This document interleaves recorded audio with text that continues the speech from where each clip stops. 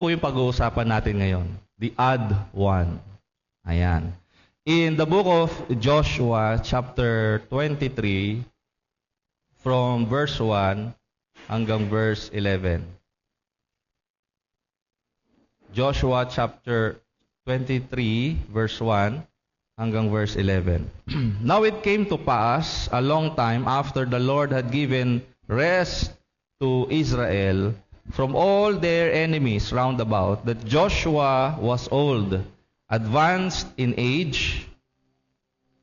And Joshua called for all Israel, for their elders, for their heads, for their judges, and for their officers, and said to them, I am old, advanced in age. Verse 3, you have seen all that the Lord your God has done to all these nations because of you. For the Lord your God is He who has fought for you. See, I have divided to you by lot these nations that remain, to be an inheritance for your tribes, from the Jordan, with all the nations that I have cut off, as far as the great sea westward. And the Lord your God will expel them from before you, and drive them out of your sight. So you shall possess their land, as the Lord your God promised you. Therefore be very courageous to keep and to do all that is written in the book of the law of Moses, lest you turn aside from it to the right hand or to the left.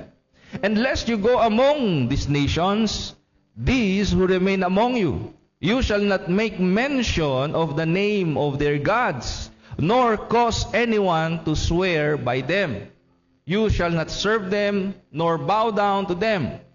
But you shall hold fast to the Lord your God, as you have done to this day.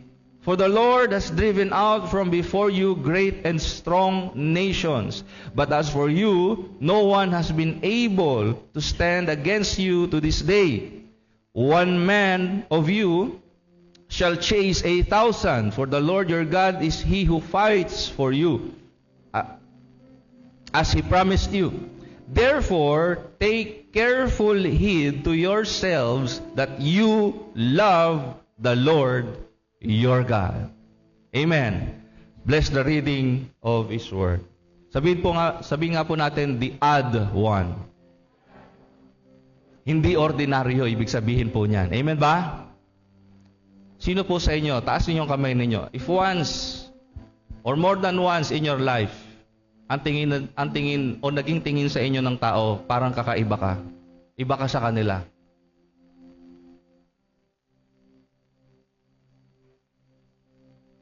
Taas ang kamay, huwag kayo mahiya. Sige po, taas ang kamay. In one way or another, iba tingin sa iyo ng tao.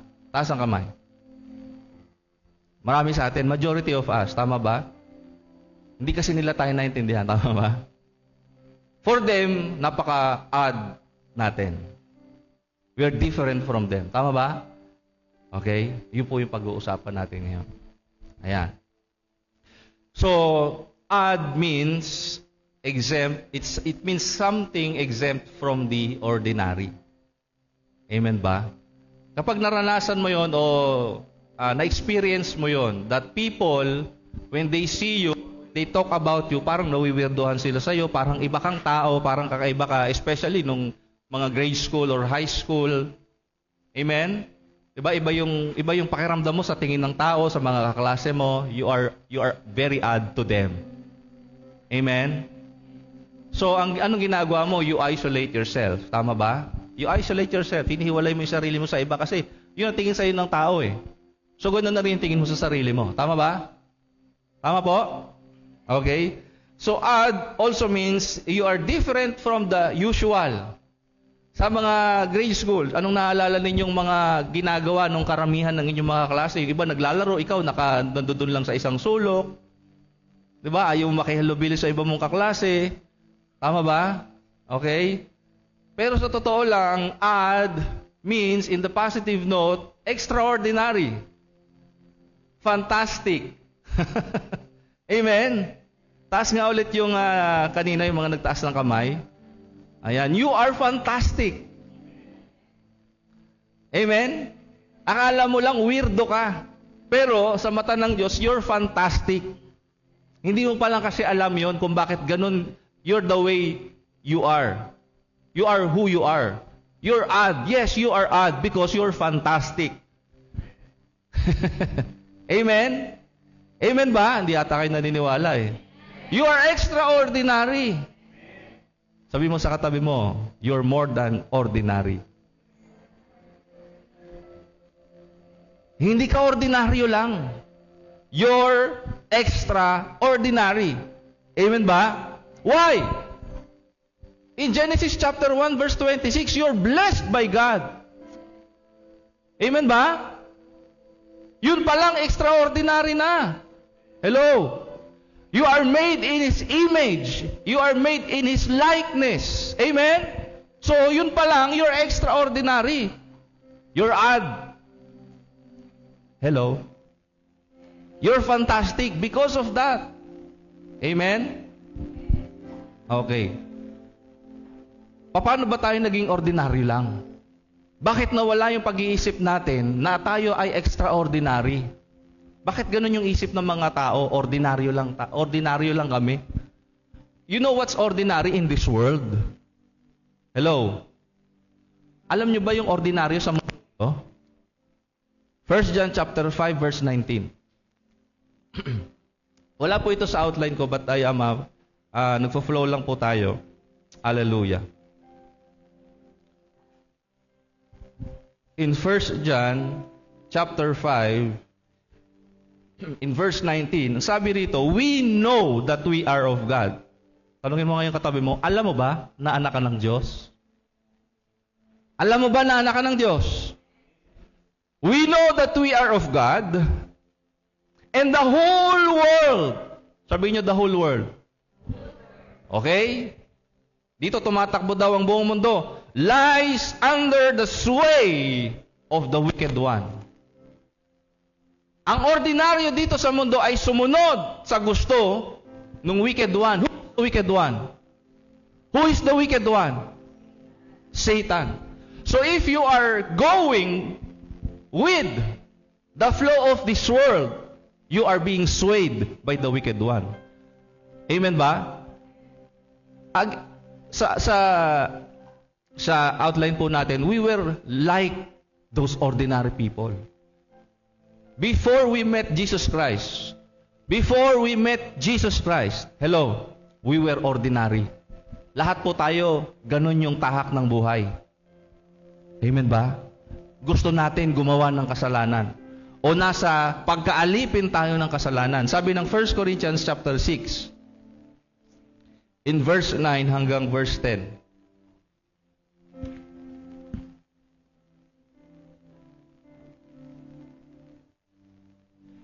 Sabi rito, do you not know that the unrighteous will not inherit the kingdom of God? Do not be deceived. Sabi mo sa katabi mo, huwag kang padaya. Huwag tayong padaya. Sabi diyan, neither fornicators, nor idolaters, nor adulterers, nor homosexuals, nor sodomites, verse 10, nor thieves, nor covetous, nor drunkards, nor revilers, nor extortioners will inherit the kingdom of God. Amen ba? Do not be deceived. Amen? Do not be deceived. You can be inside the church and living those lives. Do not be deceived. Hello? Tamang-tama yung natin kanina, devotion natin kanina, no? You can't be a Christian and live life as an ordinary people of this world, living a life of sin. Amen? Amen ba? Kaya nga sabi doon sa Romans chapter 12, di ba? Do not be conformed in the pattern of this world. Do not be ordinary. Be extraordinary. Be odd. Be different. Sabi mo sa katabi mo, be different. Okay, sabi diyan, do you not know, sabi dito sa verse 9, do you not know that being ordinary, like the people of this world, you cannot inherit the kingdom of God. Sabi ni Apostle James in his letter, kapag ka nakikinig ka lang daw ng salita, tapos hindi mo ginagawa, anong sabi? You are deceiving yourself. You say you're a Christian, you sit at church every Sunday, you attend prayer meeting, and you live your life Monday to Saturday as if you're part of this world. Ano sabi ni Peter? As sojourners and foreigners of this world, humiwalay kayo sa mga gawa ng mundong ito. Hello? Hindi kayo taga rito, hindi tayo taga rito, taga langit tayo. Amen? So we should be separate from the ways of the world. Sabi mo sa katabi mo, be odd. Be different. Being a Christian, being a follower of Christ, will make you different. Will make you odd. Amen? Kasi iba na yung standing mo. Iba na yung conviction mo. Hello? Kung totoo kang Kristiyano, ha? Amen ba? Sabi doon, pag tinuloy niyo po yung verse 11, and such were some of you. And such were some of us. Ako ganyan din dati. Sa verse 11. Okay, Ephesians chapter 2, from verse 1 hanggang verse 3. Ephesians chapter 2, verse 1 to verse 3, sabi rito, and you He made alive, who were dead in trespasses and sins. Ano pong ibig sabihin nito? When we were without Christ, we were dead. We were spiritually dead. Automatic, impyerno tayo pag namatay tayo. Amen? But when He made us alive, paano? Tingnan natin ha. Verse 2, in which you once walked according to the course or pattern of this world. Tingnan niyo po yun ha. Kahit pala nagche-church ka, you are considered dead. If you are walking according to the course and pattern of this world. Amen ba? Pag inaakala daw po natin na tayo ay mapapapunta ng langit, pero ang lakad natin papunta ng impyerno, dinadaya natin ang sarili po natin. Hello?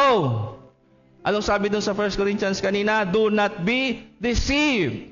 Huwag mong lokohin sarili mo. Sabi mo sa katabi mo, huwag mong lokohin sarili mo. Huwag kang mamuhay na gaya ng mundo. Hello? Huwag tayong mabuhay na gaya ng mundo. Verse, sabi dito, according to the prince of the power of the air. Who's that? That's Satan. He is the prince of the power of the air. Kaya nga malakas ang impluwensya niya sa tao eh. Kasi yun yung kanyang domain eh. Hello? Tayo nandito sa lupa. Eh si Satanas, pag nabasa niyo yung Job, anong ginagawa ni Job? Palipat-lipat siya ng lugar, di ba? Sabi dun sa 2 Peter, he is seeking whom he may devour. Sabi mo sa katabi mo, sana hindi ikaw yon. Naghahanap si Satan ng malalapa niya, madadaya niya, para madala niya sa impyerno. Sabi mo sa katabi mo, kaya huwag kang magpadaya. Sasayaw-sayaw ka dito, no, ng ano yung kanta kanina? Yung lyrics noon? Napakasaya, papuri, tapos uwi ka ng bahay, magti-TikTok ka. No? Sasayawin mo yung sayaw ng mundo. Hello? Do not be deceived. Huwag mong dayain yung sarili mo. Hindi naman ako nakikita ni pastor eh. Ha?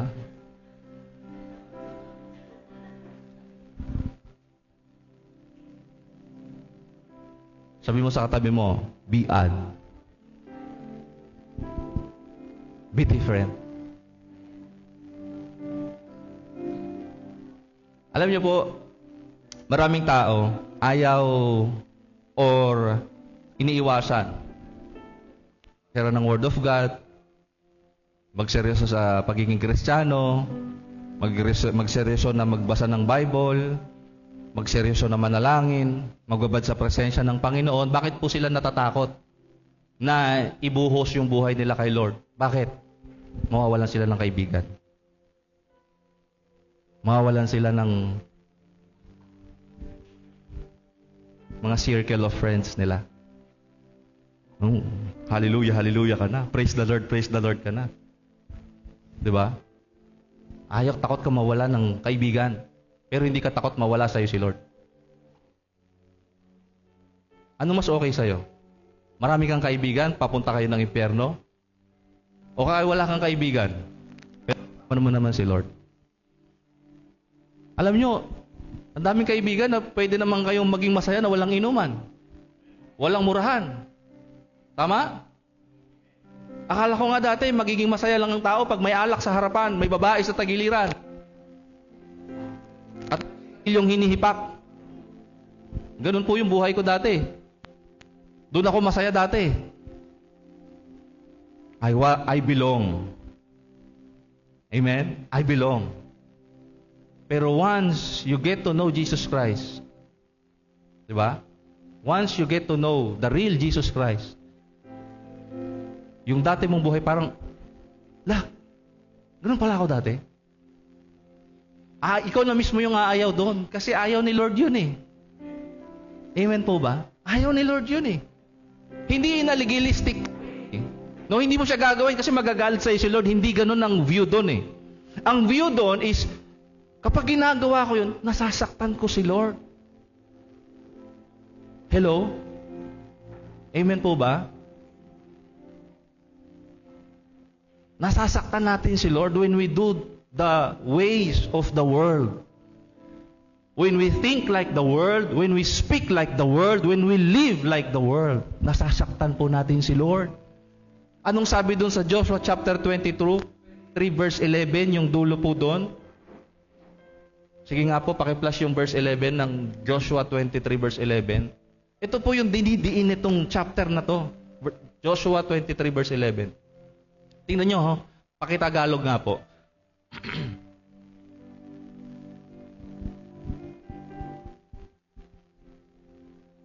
Okay? Pwede mong basahin natin? 1, 2, 3, read. Kaya ingatan ninyong lubos sa inyong puso na ano? Na ibigin ang Panginoon na inyong Diyos. Wala naman pong sinabi dyan na sundin nyo lahat ng utos.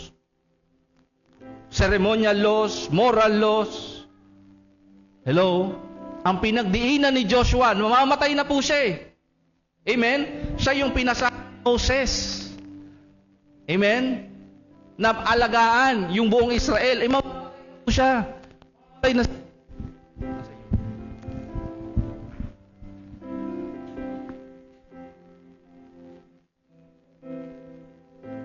sound.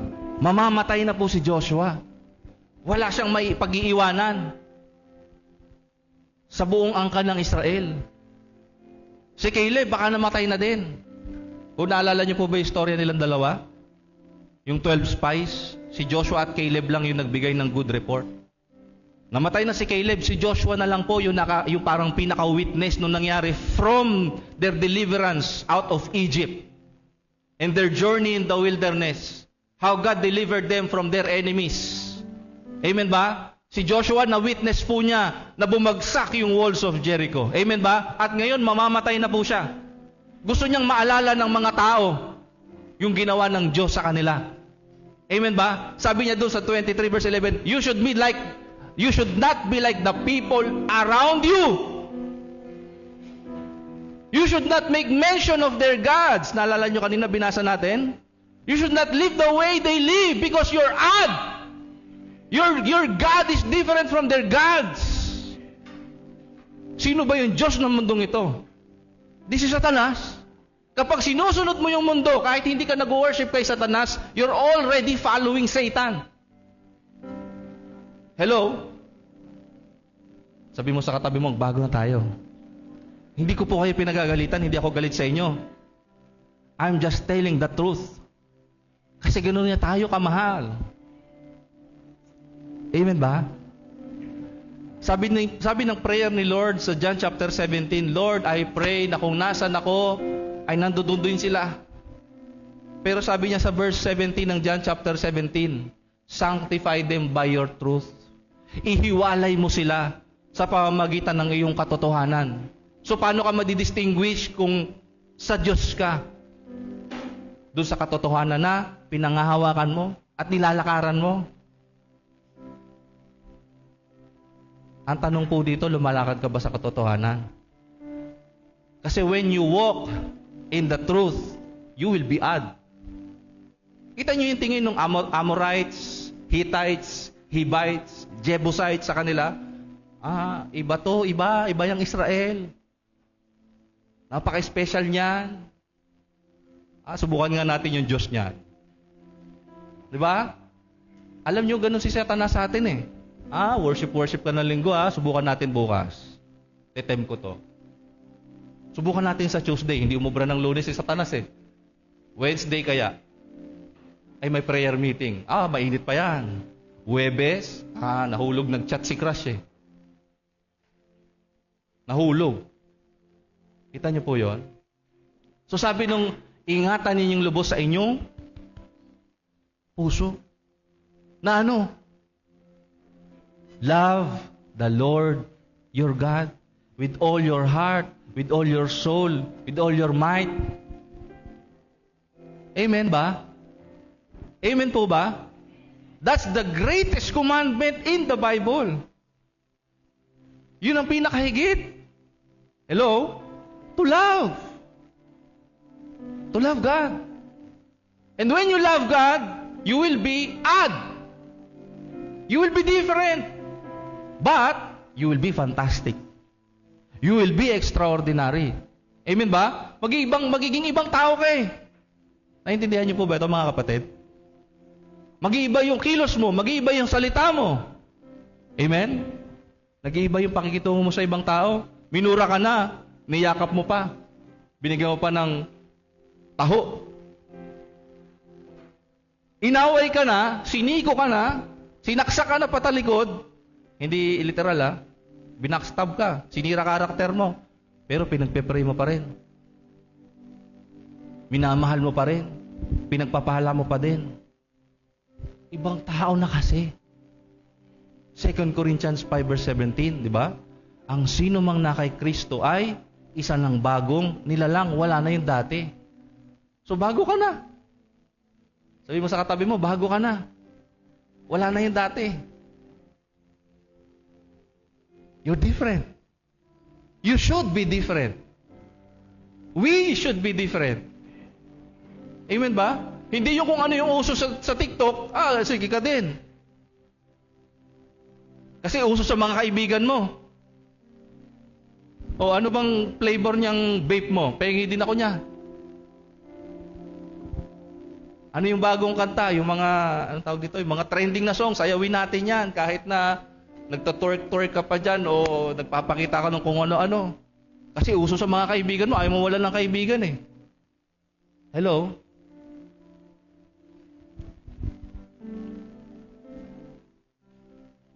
Gayahin po natin yung tatlo. Si Meshach, Shadrach at Abednego. Amen? Nawala lahat. Diba? Okay lang mamatay sila doon sa pugo ng apoy. Ano man yung plano ni Lord, mamatay man sila doon sa apoy o hindi, iligtas man sila o hindi, we will serve the Lord, sabi nila. Ganun sila ka-add, ganun sila ka-different.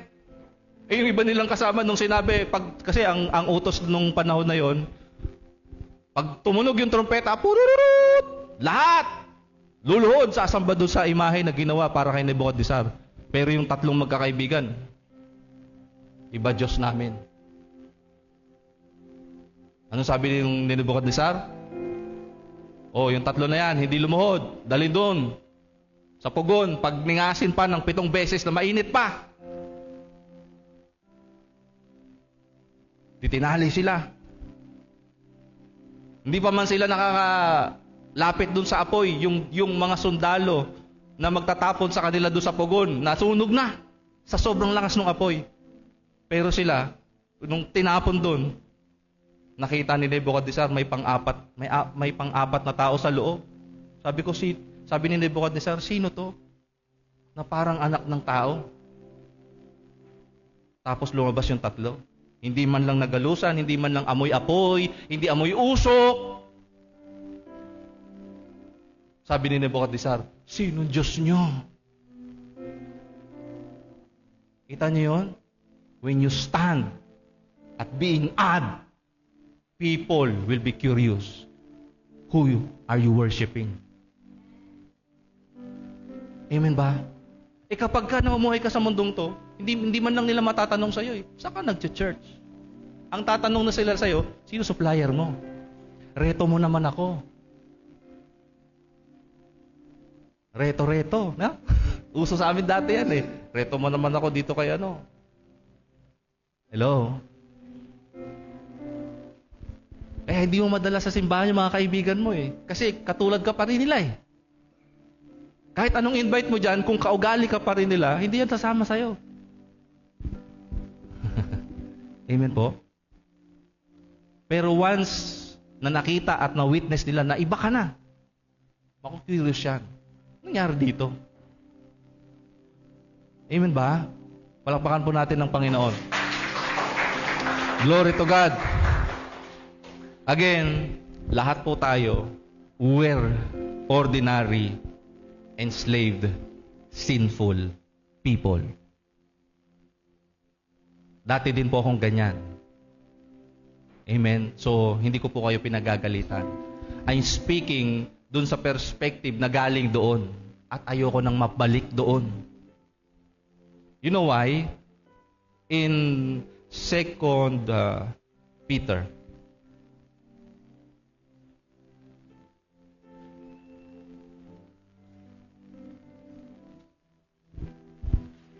chapter 2 verse 20 hanggang 22 sa Tagalog po.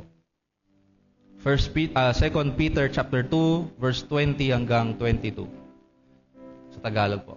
Tingnan niyo po ha. Tingnan niyo tumaigi. Ang mga taong nakakilala na kay Hesukristo na Panginoon at tagapagligtas ay tumalikod na sa kasamaan ng mundo. Amen? Amen. Ang nakakilala na ay tumalikod na daw sa mundo. Ngunit, linaw, di ba? Kung muli silang bumalik sa kasamaan at maging alipin muli nito, mas masahol pa sa dati ang magiging kalagayan nila. Ayoko na niyan! Sino yung gusto? Sabihin niyo lang. Masabi niyang Bible, mas masahol pa sa dati niyang kalagayan. Kung dati mahirap ka, mas magiging mahirap ka. Gusto mo ba yun? Verse 21. Mas mabuti pang hindi na lang nila natagpuan ang landas patungo sa matuwid na pamumuhay kaysa sa natagpuan ito at talikuran lang sa bandang huli ang mga banal na utos na ibinigay sa kanila. Verse 22. Bagay sa kanilang kasabihan, ang aso kumakain ng suka niya. Hello? Natikman niyo na yung suka niyo? Kakadiri, di ba? Yung amoy pa lang, di ba? Nasusuka ka na. Alam niyo, ganun tayo. Pagka, na alam mo na yung totoo, binabalikan mo pa yung dati. Nakakadiri. Yung para daw siyang baboy, pagkatapos paliguan, babalik ulit dun sa putikan. Kita niyo yun? Tigas ng ulo natin, ano? Sinong gustong bumalik sa dating buhay? Taas ang kamay.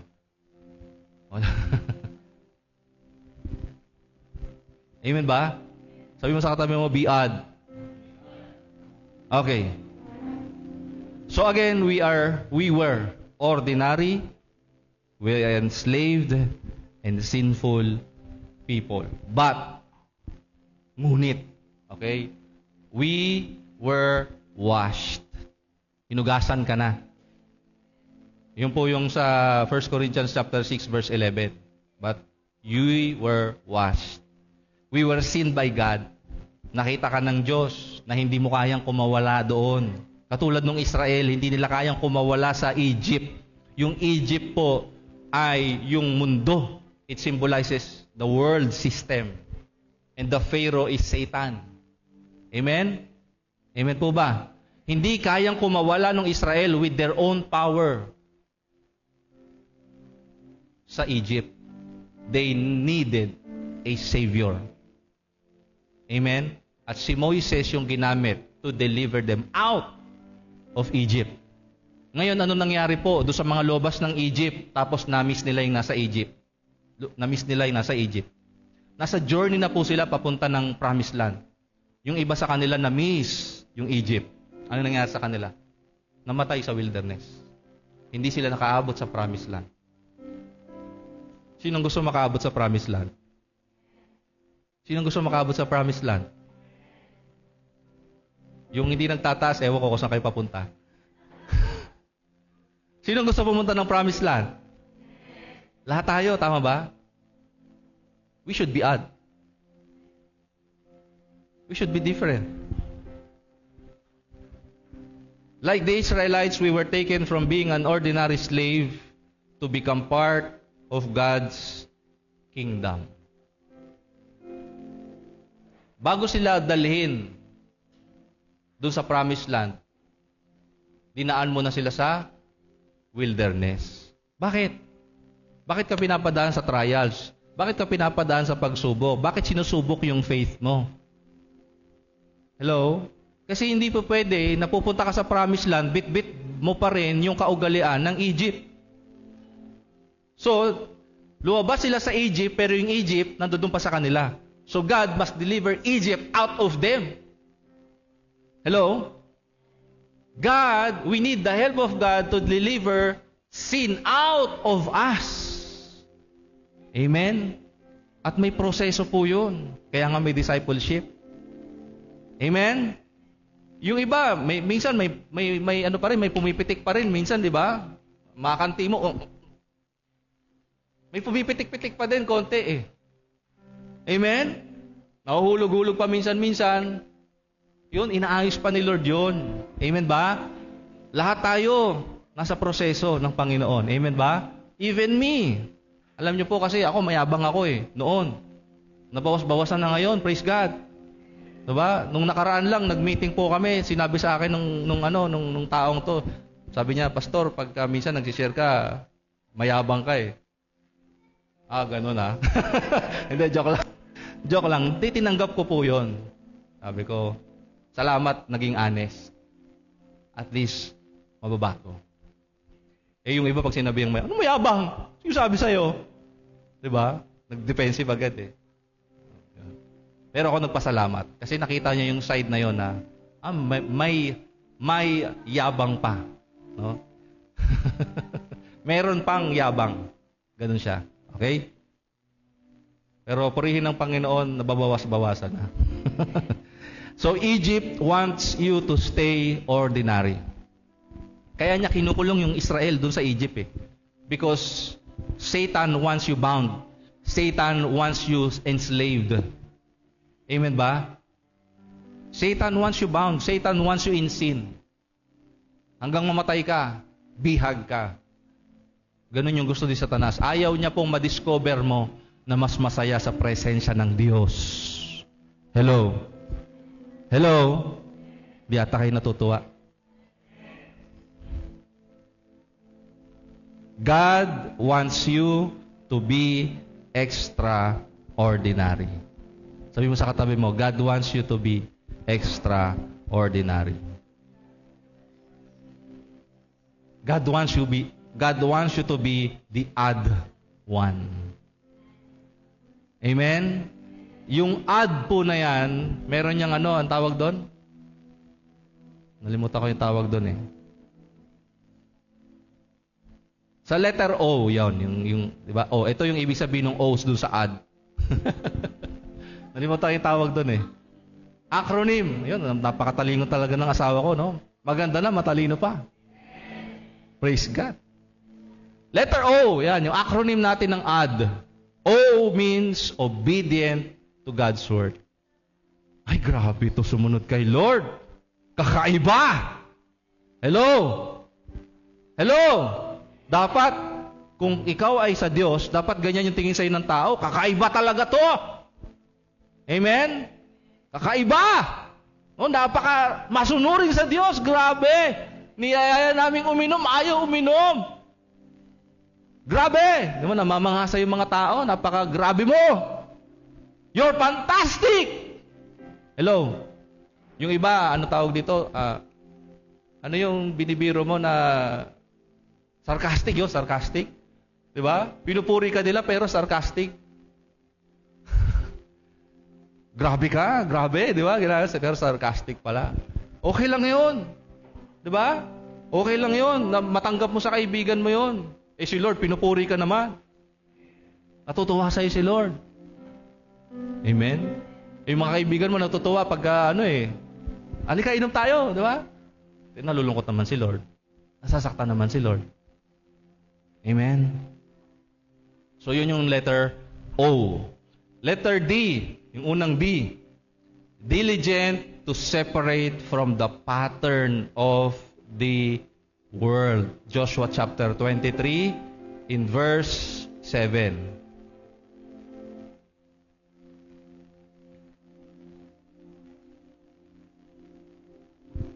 Sabi rito, unless you go among these nations, these who remain among you, you shall not make mention of the name of their gods, nor cause anyone to swear by them, nor you shall not serve them, nor bow down to them, but you shall hold fast to the Lord your God, as you have done to this day. Huwag mong gayahin yung uso sa mundo. Kasi gusto mo maging in ka. Hello? Are we getting this, everyone?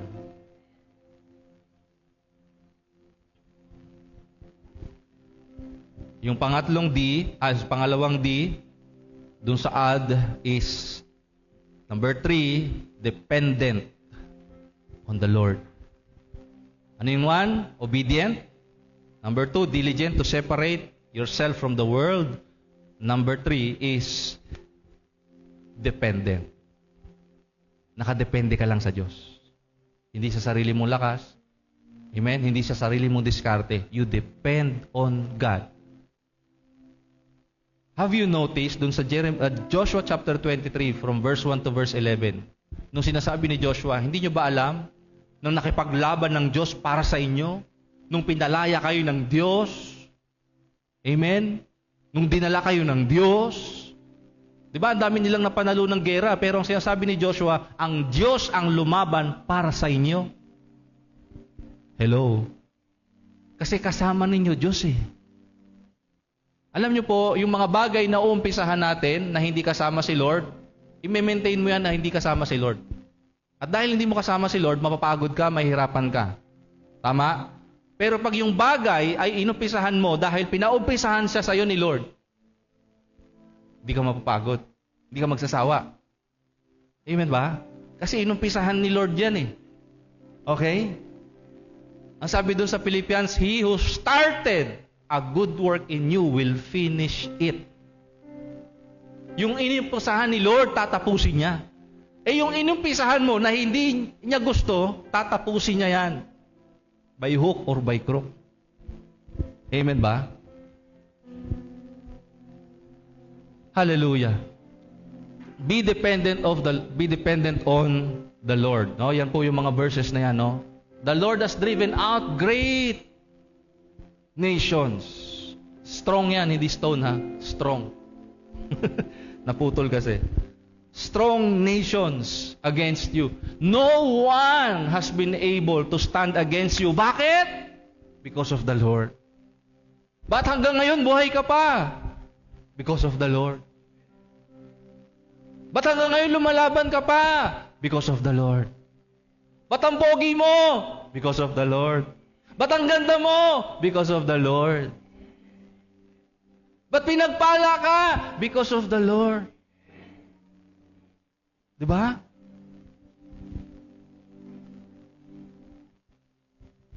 One man of you shall chase 1,000, for the Lord your God is He who fights for you, as He promised. you. Amen? So being means obedient, diligent, and dependent. Nagets ba natin? Ito po yun. At makikilala nila ng mga tao that you are my disciples. Not because of your church. No. Because you are odd. Amen ba? Iba ka sa lahat ng aking nakilala. Alam niya? Huwag niyo nang kantahin. Okay. Obedient. Hindi obedient. Obedient. Mali po yung spelling na. Obedient yan. Obedient. Okay? So, odd means different from the ordinary. You are extraordinary. Tapikin mo yung balikat ng katabi mo. Tapikin mo po. Lagay niyo yung kamay mo sa balikat ng katabi mo. Tapikin niyo siya. Sabi mo sa kanya, you're extraordinary. Sabi mo sa katabi mo, you're fantastic. Amen ba? Kahit hindi ka lumango ng alak, kahit hindi ka humitit ng yosi, kahit hindi ka makipagrelasyon sa marami, you're fantastic, you're extraordinary. Amen ba? Wag mo nang habulin, tanggapin ka ng mundo, habulin mo, tatanggapin ka ni Lord. Amen ba? Tanggap ka nga ng tao. Hindi ka naman tanggap ni Lord. Hello? Extraordinary ka nga sa mata ng kaibigan mo. Ordinaryo ka lang naman sa mata ni Lord. Ito, tingnan nyo to ha. Lucas chapter 16 in verse 15. Sa Tagalog po. Lucas chapter 16 in verse 15. Malapit na po tayong matapos, mga kapatid.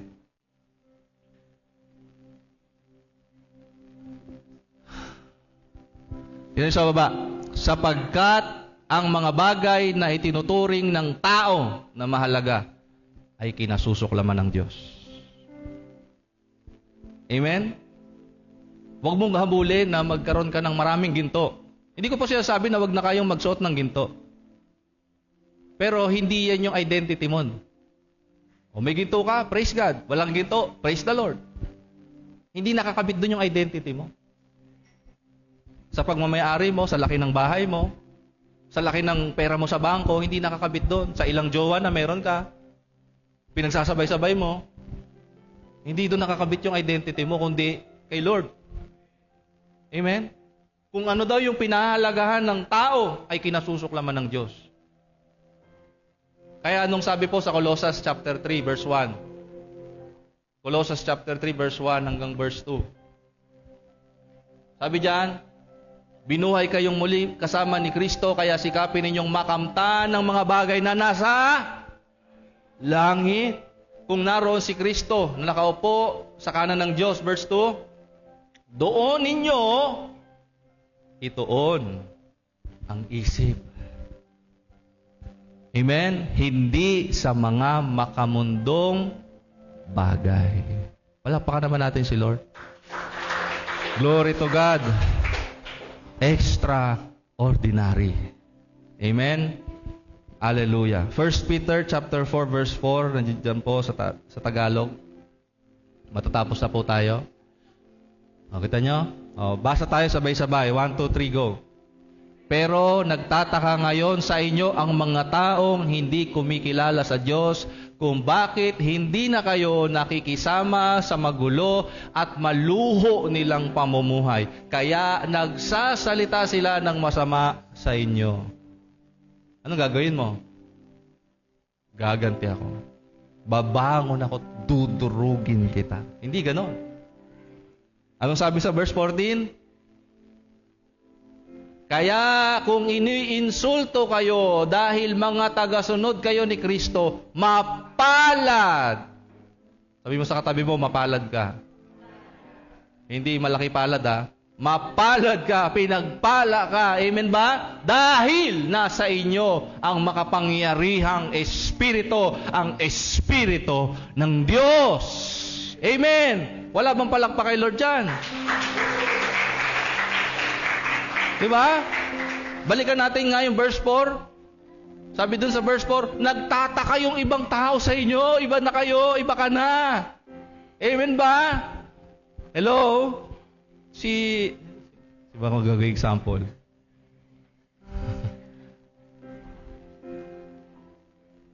Ha? Oh, si Jello daw. Jello, asa ka? Halika dito. Oh. Biglaan lang to, hindi to, wala to sa preaching. Oh, ha? O sino ka dati? Ano? Puro bisyo. Nag-iinom, nag-iyosi. Nag-iyosi. Ayan. Ngayon, nahihiya ka nang sabihin, di ba? Pero dati, tatawagin mo yung tropa mo, saan ka dyan? Di ba, gano'n? Sige, thank you. Di ba? Ngayon, nahihiya ka nang sabihin kasi nasa church ka. Hello, ako po, nagpo-poker dati. Nagtutongits ako dati.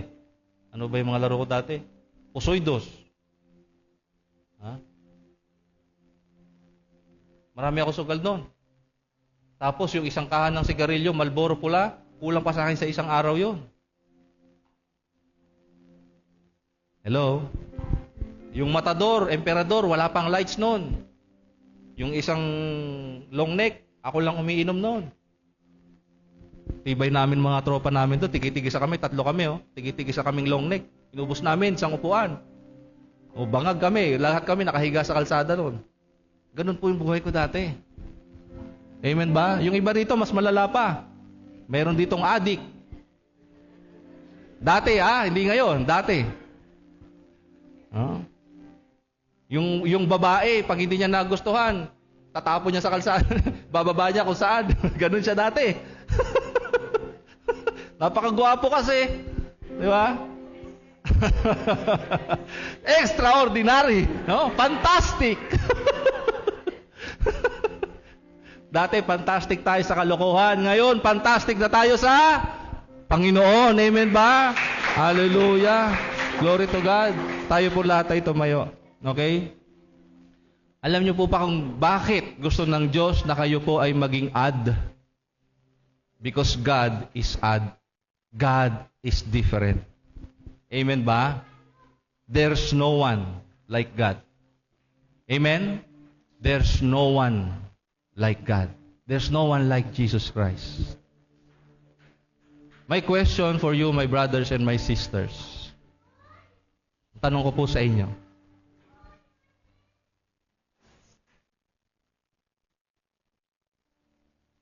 Hallelujah.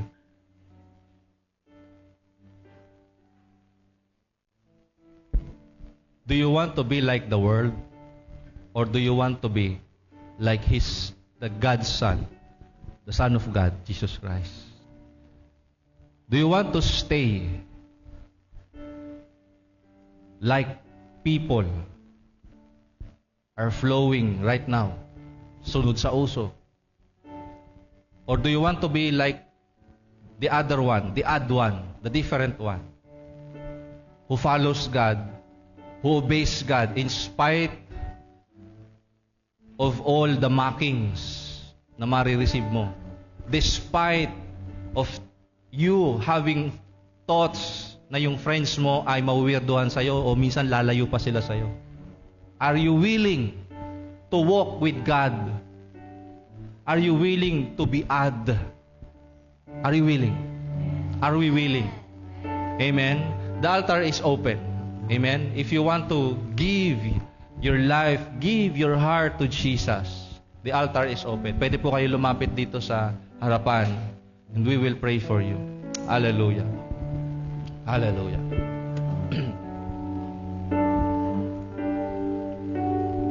Hallelujah. Rabasiki yararakandi diyararasakandi. Shiki yabasakarababayakandi.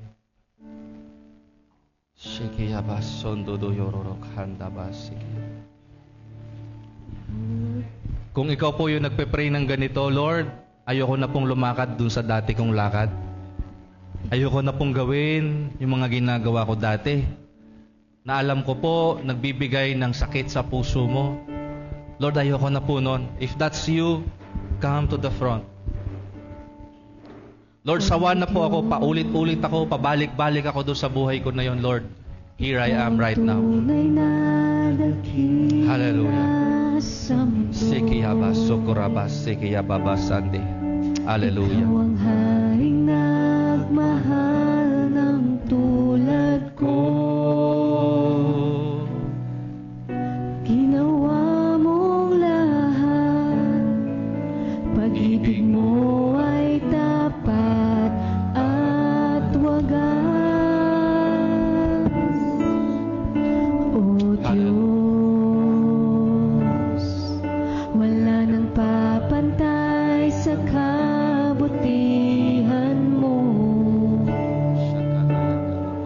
Ang ngalan mo'y itataas sa buhay ko.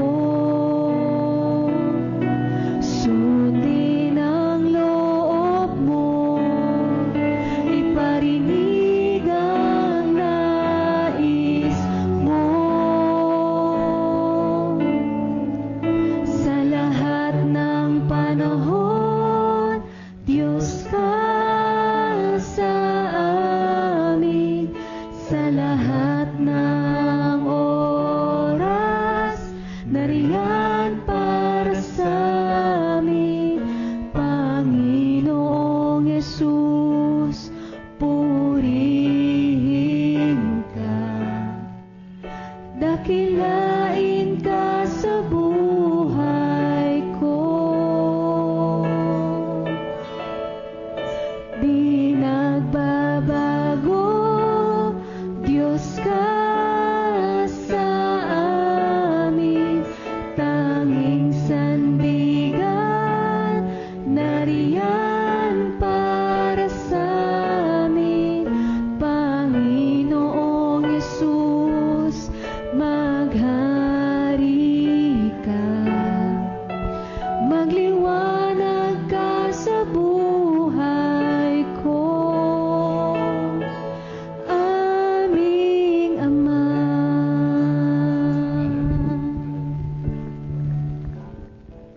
Hallelujah, hallelujah, hallelujah. Can we sing yung pusong basag? Sabi dun sa Joshua 23 verse 11,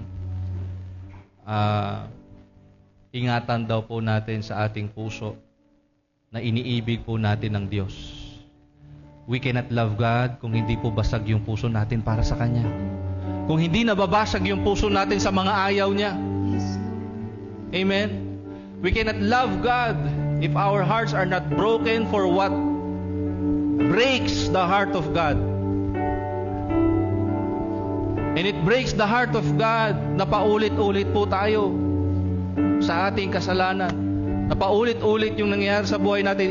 Hindi po nabibreak yung heart niya dahil galit siya sa iyo, kundi nahahabag siya sa atin, naaawa po siya sa atin. Ayaw din po niya na nangyayari sa atin yon. And right now, let us offer our hearts to God. Let us open our hearts to Him. Hallelujah. Hallelujah. Let's sing this song. Shakataya Karabasindi.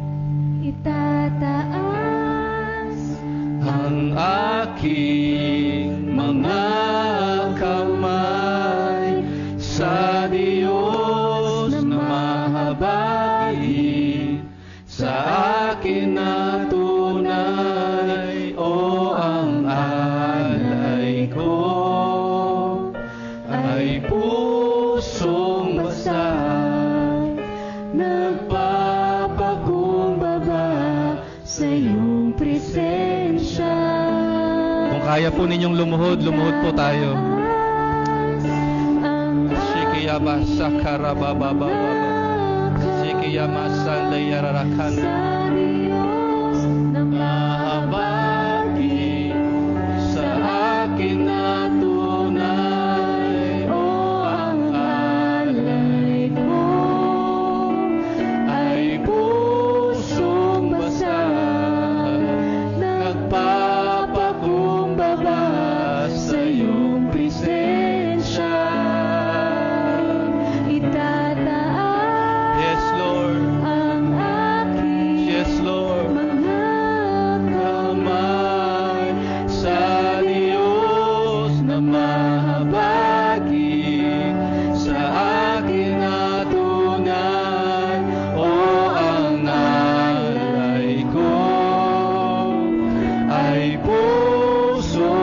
bansa, nagpapakumbaba.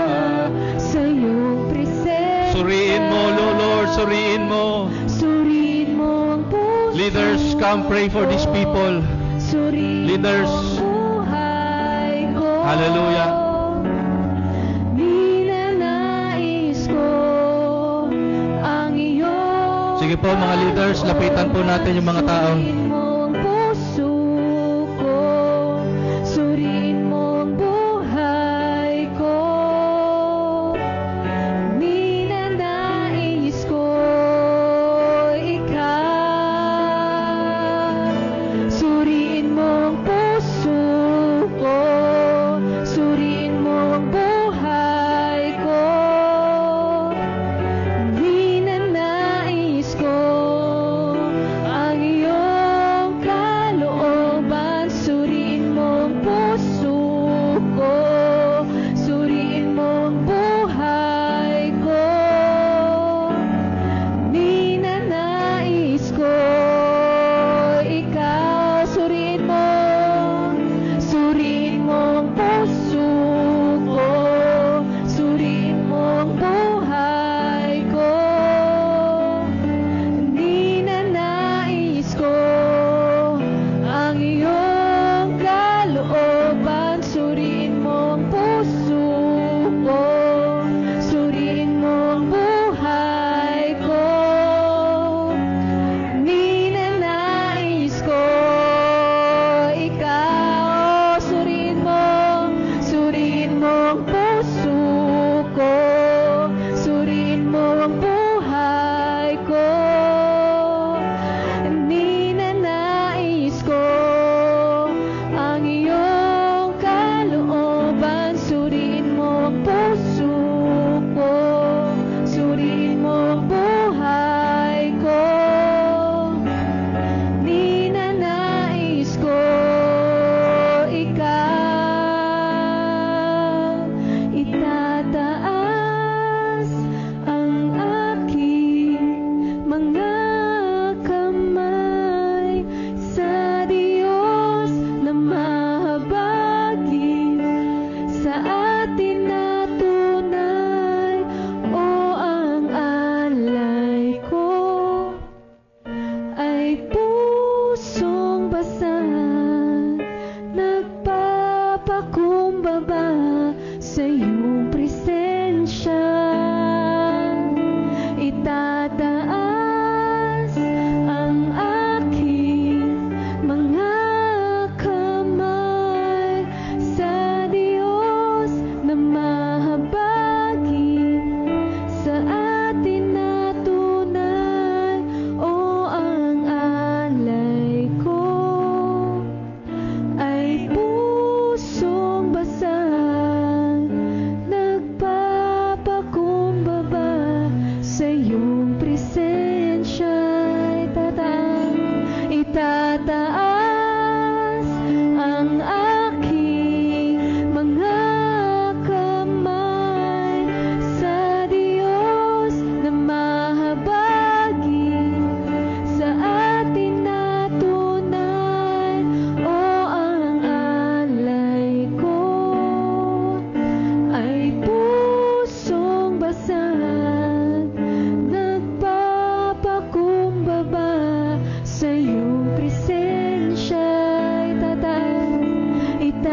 Itataas ang aking mga kamay sa Diyos na mahabagin sa atin na tunay.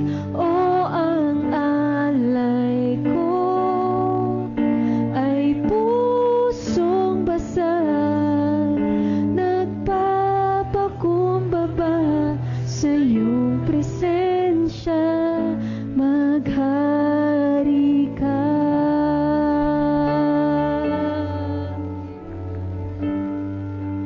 O maghari ka.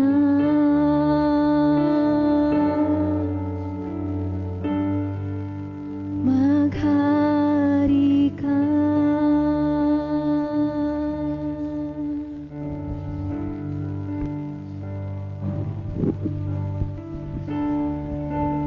Sharabababababa. Sikiyaba sodororo karababa. Shikiyaba kadaya karabas.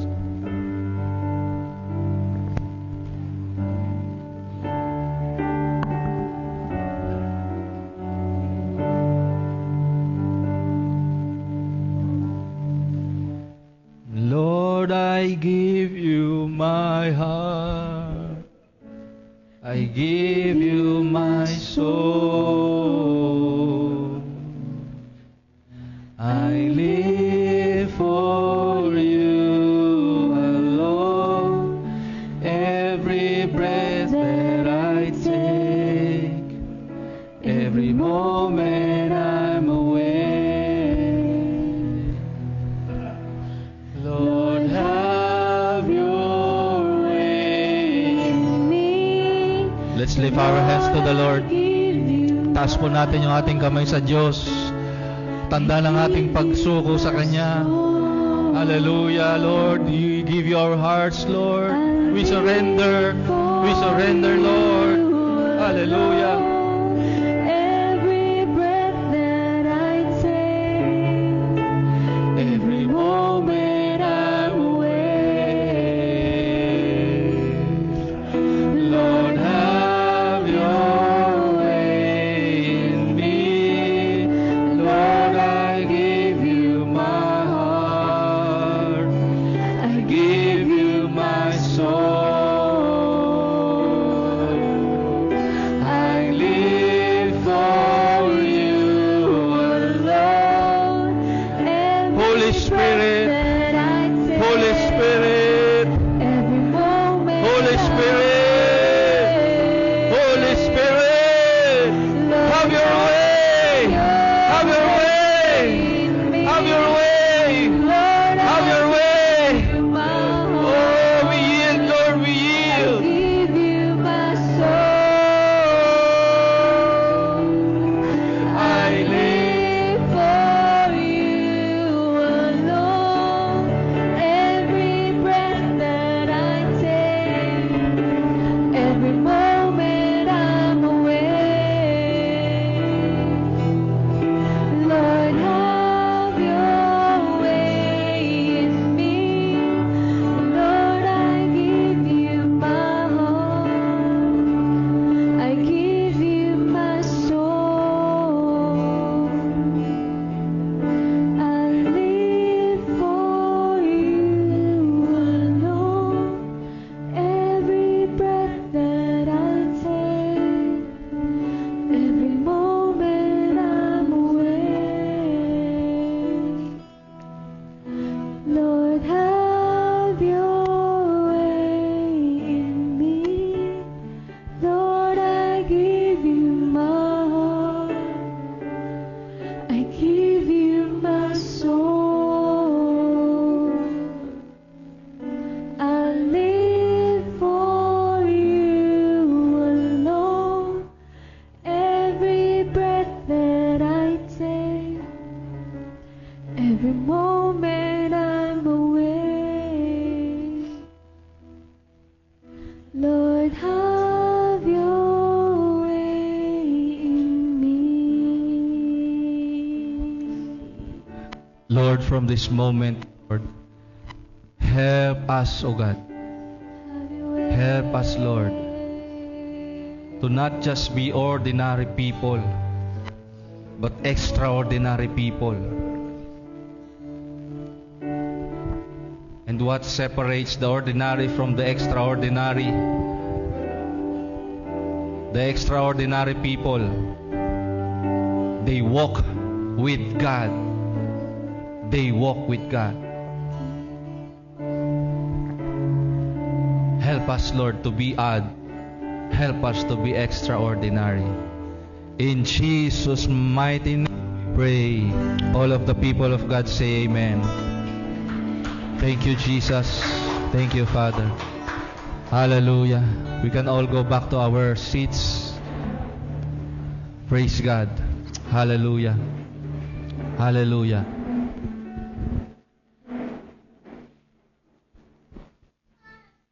Praise God.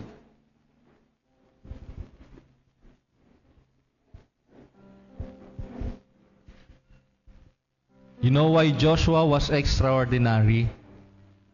Alam niyo po kung bakit extraordinary si Joshua? He was a youth. Amen? And what separated him from the rest? God was with him. Mababasa niyo po sa Bible, when Moses went out of the tabernacle, went out of the tent of meeting, si Joshua po nagstay doon sa tent of meeting. Mahal ni Joshua yung presence ng Diyos. Amen? And what will separate you from the rest is your love for God. Joshua 23 verse 11. Amen. God is good. And all the time, palakpakan po natin ng Diyos.